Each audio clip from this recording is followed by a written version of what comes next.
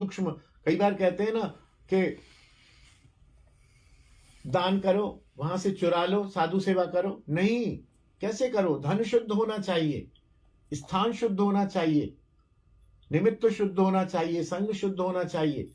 तब तो संत तो यहां तक भी कहते हैं कि यदि अशुद्ध धन है और विधि पूर्वक प्रसाद बनाया हुआ नहीं तो प्रसाद ही नहीं होता, उसको स्वीकार ही नहीं किया किसी ने।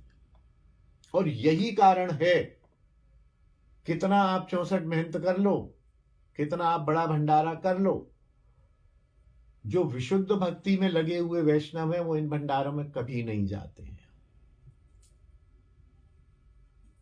कभी नहीं जाते हैं, न उन भंडारों का प्रसाद भी पाते हैं। अपने पूज्य बाबा के यहाँ द्वादशी को होता है भंडारा, क्या बाबा उस भंडारे का प्रसाद पाते हैं? नहीं पाते। बाबा के लिए वही हविष्यान बनता है। अपने सूरमा कुंज वाले बाबा खूब आए दिन उत्सव होता है, भंडारा होता है, लेकिन वो अपने रसोई में जो ठाकुर को भोग लगा वही थाली को रसोई में बैठ के पाते हैं, प्रणाम करते हैं, उस प्रसाद को थोड़ा सा किनका लेके मुख में डालते हैं। अच्छा संत कभी भी आपको किसी भंडारे में नहीं मिलेगा, आप देख लेना। जो स्थापित और जो अच्छे भजनानंदी संत हैं,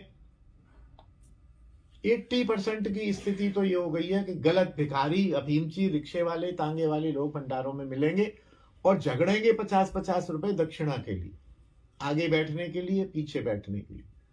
शायद ही कोई भंडारा हो 200-400-500 वैष्णवों का जहां मारकुटाई ना होती हो, जहां दक्षिणा के लिए झगड़ा ना होता हो।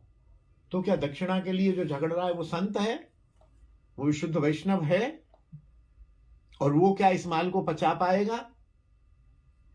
पंडित बाबा के प्रसंग में आया था, गोविंद जी का प्रसाद लेके आए कुशल सिंह जी, पूरी थाली भर के बाबा को दिया।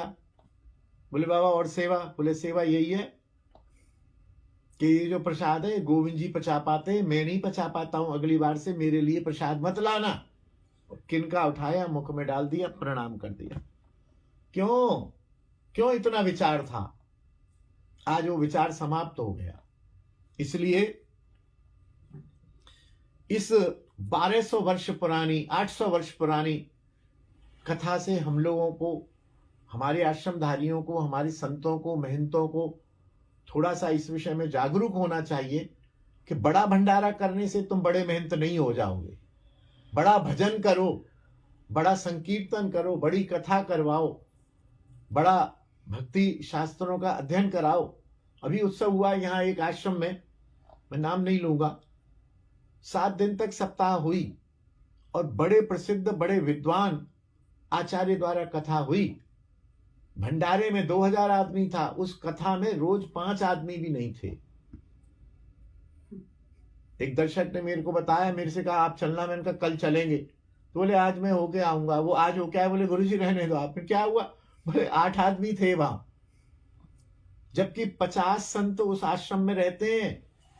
उस 50 संतों की रुचि नहीं श्रवण में। क्या कारण? कारण यही, हम जैसे लोग, आप जैसे जाने कितने लोग, 2000 लोग, 1500 लोग भंडारे वाले दिन पहुंच गए, कथा के दिन जाने की हमें जरूरत नहीं हुई।